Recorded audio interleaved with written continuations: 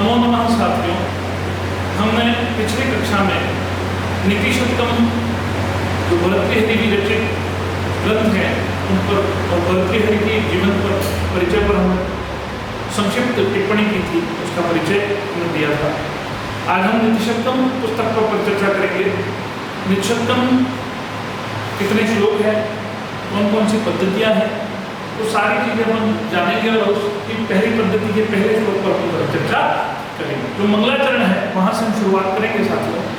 तो आप ध्यान दें, सबसे पहले हम जो नीति शतकम की परिचर्चा हमने की थी, भर्तृहरि कौन थे, क्या थे, कहाँ के थे, है ना, उन्होंने कौन कौन से ग्रंथों की रचना की, संस्कृत को उन्होंने कितने तोहफे उपहार में ग्रंथ के रूप में दिए, तो सारी चीज़ों पर हमने एक मोटा मोटी सारी चर्चा हमने कर ली थी।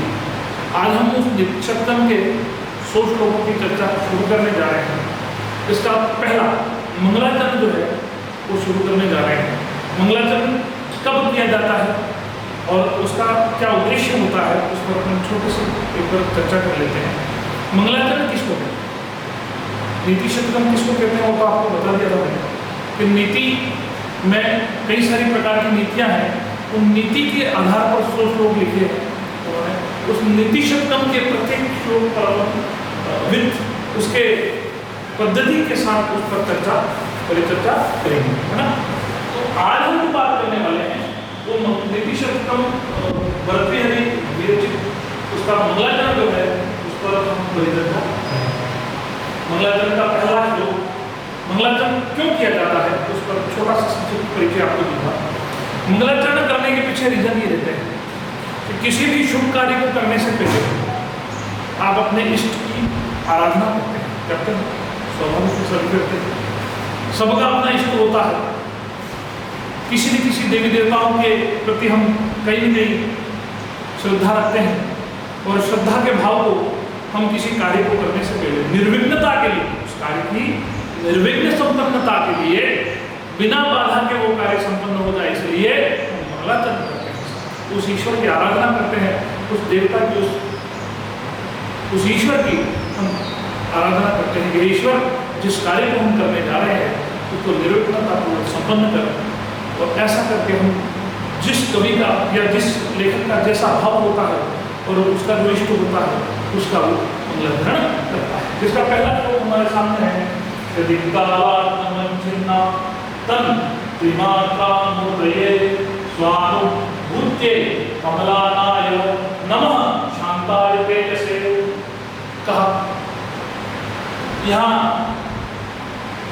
कमलानाय नमः, कमलानाय कहते ही पता लग गया कि सर भगवान विष्णु की बात की जा रही है, अर्थात इसका जो लेखक है, इसका जो राइटर है वो किसका उपासक माना, तो सर ये जो है वो विष्णु का उपासक, और वो आपको अर्थ में है वो समझ में भी आते हैं बात, इसको उस परमात्मा को किसको नमस्कार करना। बता दूं कि जब भर्तृहरि को वैराग्य प्राप्त हुआ उस समय उन्होंने सब कुछ त्याग करके वो किसके शिष्य बने थे, गुरु गोरक्षनाथ के शिष्य बने थे, और गुरु गोरक्षनाथ से उन्होंने दीक्षा ली थी। उनकी दीक्षा के, उनके अनुसरण में, उनके पद चिन्हों पर चल करके उन्होंने सन्यासी का जीवन जो है वो जिया था।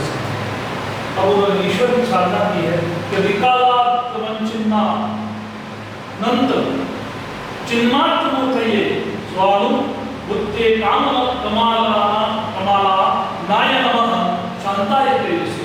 उन्होंने कहा था कि दिशाओं, 10 दिशाओं और तीनों कालों से परिपूर्ण 10 दिशाएं कौन सी है सर, 10 दिशाएं, और ईश्वर तो यत्र तत्र सर्वत्र व्याप्त है। उस ब्रह्म की बात करें, उस परम ब्रह्म की बात करें तो सभी दिशाओं में विद्यमान है। तो इन्होंने कहा कि दिशाएं कितनी हैं, 10 हैं। कौन कौन सी, तो सर 4 दिशाएं, 4 दिशाओं की उप दिशाएं और आकाश और पृथ्वी मिलाकर टोटल कितनी दिशाएं हुई साथियों, 10 दिशाएं।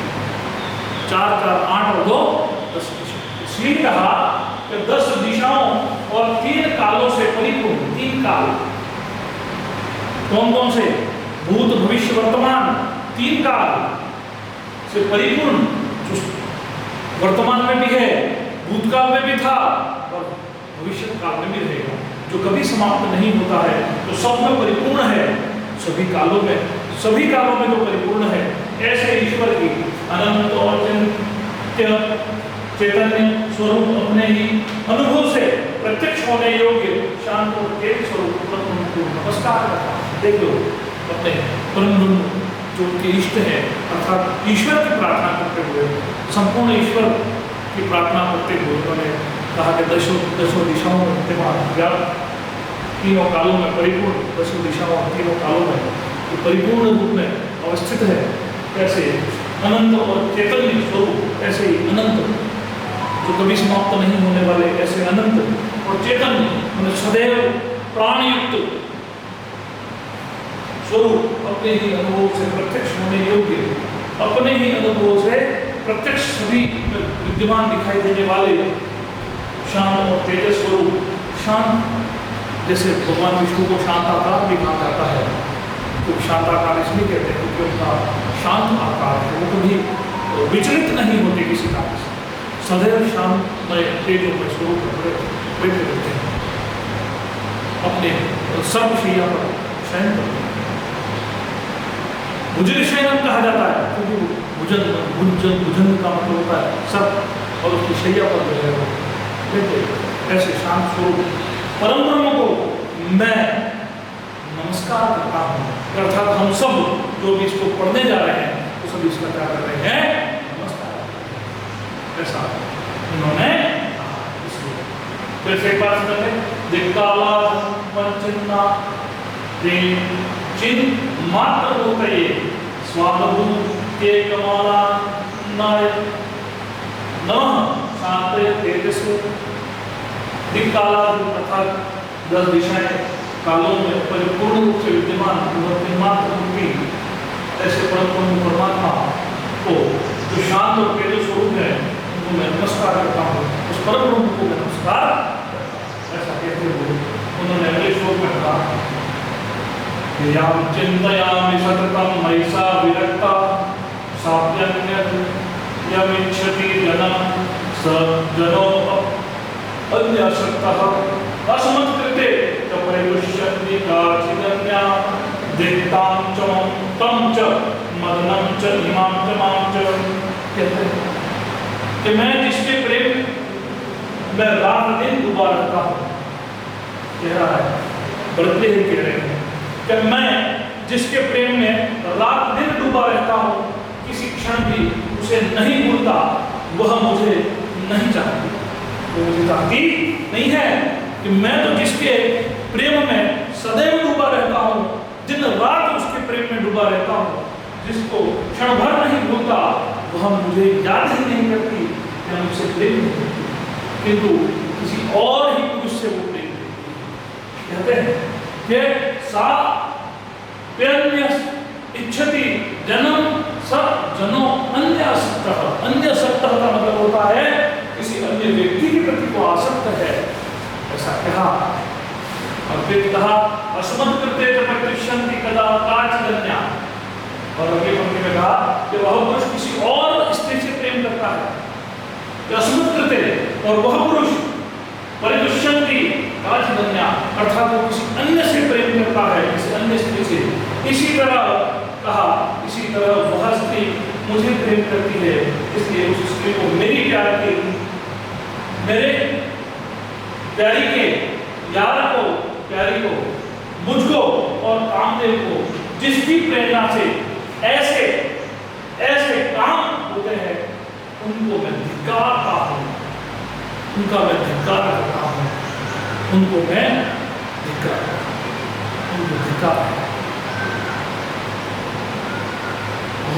बहुत गहराई पूर्ण बात यहाँ कही कि मुझको और कामदेव को जिसकी प्रेरणा से ऐसे ऐसे काम होते हैं उनको मैं धिक्कार करता हूं। जो व्यक्ति आपसे इतना प्रेम करता है, अनन्य प्रेम करता है, उसको त्याग कर आप किसी अन्य से प्रेम करते हैं और वो किसी अन्य से प्रेम करता है, और मुझ जो है वो फिर उस राजा से प्रेम करती है, अर्थात गणिका। अर्थात आपको मैं घटनाएं सुना चुका उस की कि पिंगला द्वारपाल के साथ प्रेम करती थी, द्वारपाल गणिका के साथ प्रेम करता था, और गणिका पुनः अपने क्षेत्र के राजा से, अपने राज्य के राजा से प्रेम करती थी। तो ऐसे कामदेव को, राजा को, दोनों को उससे धिक्कार है। ऐसा किसने कहा? भर्तृहरि। तो साथियों, भर्तृहरि अपनी व्यथा यहाँ व्यक्त करते हुए अगले श्लोक में क्या कहते हैं, देखें। यज्ञ सुखमाराध्य सुखतरमाराध्यते विशेषज्ञ ज्ञानलव दुर्विदग्धा ब्रह्मापि नरं चरन्ति। कहते हैं कि हित ज्ञान शून्य नासमझ को समझाना बहुत आसान है, उचित है, और अनुचित को जानने वाले ज्ञानवान को राजी करना और भी आसान है। किंतु थोड़े से ज्ञान से अपने को पंडित समझने वाले को स्वयं विधवा विधाता भी संतुष्ट नहीं कर सकता है। ये मूर्ख पद्धति का पहला श्लोक जो पूर्ण रूप से मूर्ख होने से बचाता है, अर्थात मूर्खतापूर्ण कार्य नहीं करे, वो यहाँ सिद्ध होता है। और मूर्खों का आचरण कैसा होता है वो पहले श्लोक में यहाँ कि अग्न्यः सुखमाराध्य सुखतरमाराध्यते विशेषज्ञ ज्ञानलव दुर्विदग्धं ब्रह्मपि नरं न रंजयति। कहते हैं कि हिताहित ज्ञान शून्य नासमझ को समझाना, ज्ञान शून्य और नासमझ को समझाना बहुत आसान है। कि एकदम अंगूठाछाप व्यक्ति को यदि आप समझा दें तो समझ जाता है, ठीक है। नासमझ हो उसको भी समझा दें तो समझ जाता है। उचित और अनुचित को जानने वाले ज्ञानवान को राजी करना और भी आसान है, कि जिसको उचित और अनुचित का पता है, जो सही मायनों में ज्ञानी है, उसको समझाना भी आसान है। परंतु उन्होंने कहा कि किंतु थोड़े से ज्ञान से अपने को पंडित समझने वाला, अर्थात खोता चना बाजे घना अध जल गगरी छल कत जाय, या अपने लोकोक्तियां सुनी होंगी, ऐसे प्राणी को समझाना जिसके पास आधा पूरा ज्ञान है और अपने आप को विद्वान समझता है, पंडित समझता है, महान समझता है, उस व्यक्ति को समझाना बड़ा कठिन कार्य है, ऐसा कहा गया है। अर्थात वो मूर्ख ही है, ऐसा कहते हैं साथी। अर्थात समझ रहे होंगे आप बात को कि ऐसे व्यक्ति को समझा पाना बहुत आसान होता है जो वास्तव में ज्ञानी है। जिसके पास बिल्कुल ज्ञान नहीं है उसको समझाना भी आसान है, और जो ना समझ है उसको भी समझाना आसान है। परंतु आधे अधूरे ज्ञान से अपने आप को विद्वान कहने वाला, अपने आप को पंडित कहने वाला ऐसा व्यक्ति, उसको तो विधाता भी संतुष्ट नहीं कर सकता। कहा है कि उसको ब्रह्मा भी नरं न रंजयति, अर्थात ब्रह्मा भी उसे समझा नहीं सकता है। तो साथियों, अब इस बात को समझ रहे होंगे कि विधाता भी उसे समझा नहीं सकता है, क्योंकि उसको समझाना बड़ा कठिन कार्य है। एक एक पंक्ति को आप समझ सकते हैं। यहाँ संसार में 3 प्रकार के मनुष्य होते हैं। अज्ञानी, बिल्कुल ज्ञान शून्य, जिसे अपने भले बुरे का ज्ञान नहीं, अर्थात वो निरा मूर्ख कह पाता है। सुज्ञ, जिसे युक्तायुक्त उचित और अनुचित का ज्ञान होता है, ठीक है। और तीसरे होते हैं अल्पज्ञ, जिन्हें थोड़ा सा ज्ञान होता है, न वह पूरा पंडित होता है और न ही निरा मूर्ख होता है। ऐसे व्यक्ति को ये 3 अज्ञ, सुज्ञ और अल्पज्ञ, इन तीनों को आप समझेंगे, इन तीनों की व्याख्या भी आप समझेंगे, समझ गए होंगे, और इन तीनों को आप हृदय में उतारे, नोटबुक में उतारे, समझें। आप इन तीनों की श्रृंखला में ना हो, इस बात का आपको ध्यान रखना है। फिर ध्यान दें, देखिए हिंदी में उसके उसी को लेकर के एक और बात भी कही है दोहे के रूप में कि सुख कर मूड रिझाए ये अति सुख पंडित लोग, स्वल्प ज्ञानी निर्दिष्ट को विधि न रिझवाए वान योग। कहते हैं ये हिंदी में कहा है किसी दोहाकार ने, और ये दोहा लिखा है कि सुख कर मूड रिझाई। जो बात अपनों ने उस श्लोक में पढ़ी वही इस दोहे का भी अर्थ है। हाँ? अगले श्लोक में क्या कहा? अगले श्लोक में कहा कि प्रहर्यं मणि मुद्रे मकर दृष्टांतरात समुद्रमपि संतरेत प्रचलं दुर्मिमाला कुलाम भुजंगम अपि कोपितम शिरसि पुष्प वृद्धारयेत नदु प्रति निष्विष्ट मूर्ख जन चिंत माराध्यते। कहते हैं यदि मनुष्य चाहे तो मरकर भी दाढ़ों की नाक में से मणि निकाल लेने का उद्योग भले ही करे, यदि चाहे तो चंचल लहरों से उथल पुथल समुद्र को अपनी भुजाओं से तैर कर पार कर ले, जाने की चेष्टा भले ही कर ले, क्रोध से भरे हुए सर्प को पुष्पहार की तरह सर पर धारण करने का साहस करे तो भले ही करे, परंतु हट पर चढ़े हुए मूर्ख मनुष्य के चित्त की असत मार्ग से सात मार्गों तक पर लाने की हिम्मत कभी न करे। एक छोटा सा प्रकल्प आपको समझाऊं कि हट, आपने 3 हट के विषय में सुना होगा। 3 हट कौन कौन से हैं? पहला है राजहट, राजा का हट करना या जिद करना। दूसरा है स्त्री हट, और राजा यदि जिद पर चढ़ जाए तो नहीं मानता किसी, चाहे भला उसका महामंत्री हो, चाहे उनके पिता स्वयं राजा हो, या कोई और उनका गुरु हो, नहीं समझता। दूसरा स्त्री हट, स्त्री यदि जिद पर अड़ जाती है, हट पर आ जाती है, वह भी किसी की सुनती नहीं है। और तीसरी बात बाल हट। आपने बाल हट और स्त्री हट के विषय में तो देखा होगा, प्रैक्टिकली आपने उसको अनुभव भी किया होगा, परंतु राजहट आपने नहीं देखा होगा। और राजहट में कई सारे राजा बलि चढ़े। आप इतिहास उठा करके देख सकते हैं साथियों, कई सारे राजाओं ने अपने हट के कारण बलिदान दिए हैं। साथियों देखें, कहते हैं कि मनुष्य हठी अगर है तो आप कभी समझा नहीं सकते।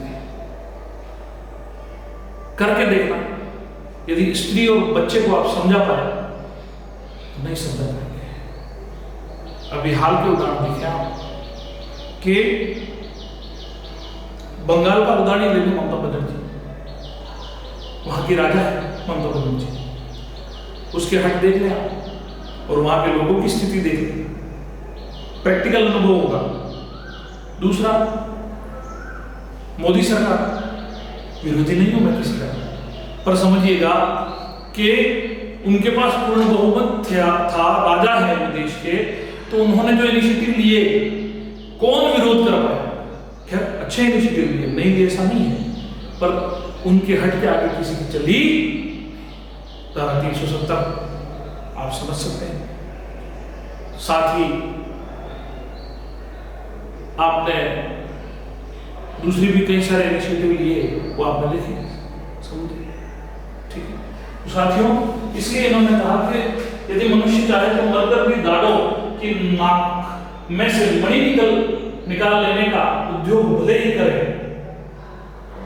सांप के दाढ़ों की नाक में जो मणि होती है उसको निकालने का प्रयास भी मुझे कर ले। यदि चाहे तो चंचल लहरों से उथल पुथल समुद्र को अपनी भुजाओं से तैर कर पार कर। आपने देखा होगा जो लहरें उठती हैं उसमें जो हठी लोग होते हैं वो अंदर डूबते हैं और उसको पार करने की कोशिश करते हैं, बहुत सारे डूबते भी हैं, है ना। फिर कहा भुजाओं से तैर कर पार कर जाने की चेष्टा भले ही करे, क्रोध से भरे हुए सर्प को पुष्पहार की तरह सर पर धारण करने का साहस करे तो भले ही करे। क्रोधित सांप है, काटने पर उतारू है, उस सांप को क्या अपने सिर पर धारण कर सकते हैं, कर ले, परंतु हट पर चढ़े हुए मूर्ख मनुष्य के चित्त की असत मार्ग से सात मार्ग तक लाने की हिम्मत करनी। जिद पर अड़ा हुआ होगा वो कभी भी आपकी बात मान करके सन्मार्ग पर नहीं आएगा, वो गलत कार्य ही करेगा। उस हटके का उससे या तो वो जीवन भर पछताने वाला कार्य करेगा या स्वयं की आहुति भी उस हटके का वो देगा। तो साथियों, आप इस बात को समझ रहे होंगे मैं क्या कहना चाहता हूँ, ये भर्तृहरि का श्लोक क्या कहना चाहता है। ठीक है साथियों, देखिए फिर किसी गोस्वामी तुलसीदास ने इस विषय में कहा है कि जो मूर्ख उद्देश्य के होते योग जहान दुर्योधन कहा बोध किन आए श्याम सुना। ये सबसे बड़ा उदाहरण यही ले लो आप। हाँ, मोदी किन का ममता बनर्जी की बात कर रहे हो, है ना? आप तो दुर्योधन को ही देख लो। अगर दुर्योधन ने भगवान कृष्ण की बात मान ली होगी, पितामह भीष्म की बात मान ली होगी, और विशेष भगवान कृष्ण ने जब शांति दूत बनकर के उनके पास उनके समक्ष जाकर के कहा था कि इस युद्ध की आवश्यकता ही नहीं है, इसको मिल बैठ करके सुलझाया जा सकता है इस मसले को, पर उसने एक नहीं मानी। अपने हट के कारण अपने 100 भाइयों के साथ साथ अपने राज्य की भी बलि चढ़ा दी। आप आश्चर्य करेंगे, जब भगवान कृष्ण शांति दूत बनकर के उस सभा में गए थे, उस सभा में जब वो बात कर रहे थे शांति की, तब दुर्योधन ने उन्हें बहुत कुछ कहने योग्य भी कहा और न कहने योग्य बातें भी कही। उन्हें कहा कि ग्वाला, ऐसा वैसा, बहुत निकृष्ट शब्दों का प्रयोग के लिए। ठीक है साथियों, तो फिर उसने न मानी, नहीं मानने का परिणाम आप देख पा रहे हैं कि आज कौरवों का कुछ नहीं है।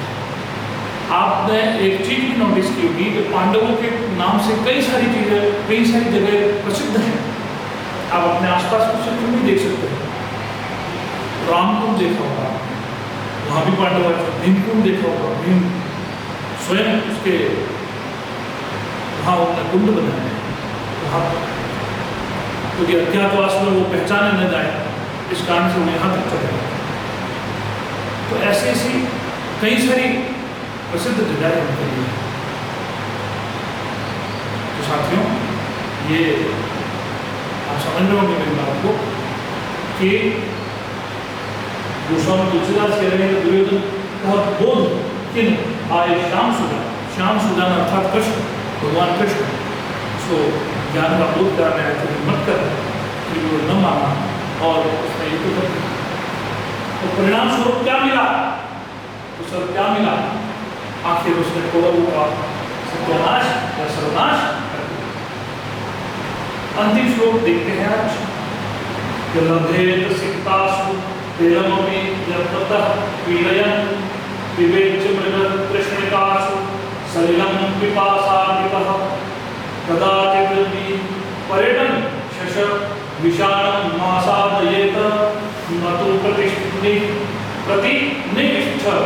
मूर्ख जनचित्तमाराध्यते।